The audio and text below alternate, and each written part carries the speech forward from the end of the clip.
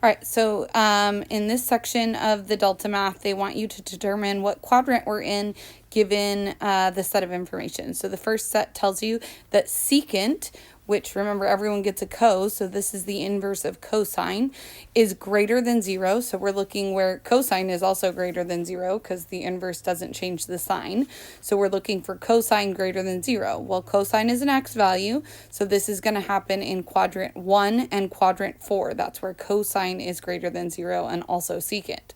Tangent is going to be positive when both sine and cosine have the same signs. So that happens in quadrant 1 and quadrant 3 where sine and cosine are the same. So in quadrant 1 they're both positive, and in quadrant 3 they are both negative, which means in the opposite quadrants 2 and 4 tangent is going to be negative because either sine or cosine is negative, making the whole ratio negative.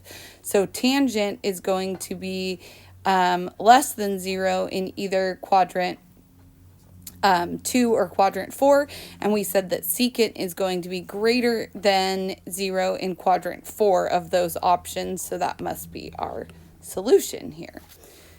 Let's look at another one. Okay, tangent is less than 0, so again that's going to happen in quadrant 2 and quadrant 4, and then cosine being greater than 0 is going to happen in quadrant 1 and quadrant 4, so the one they share in common is quadrant 4. Cosine less than 0. Okay, so now we're talking about negative x values. So this is going to happen in quadrant 2 and quadrant 3. And cosecant, that's the inverse of sine.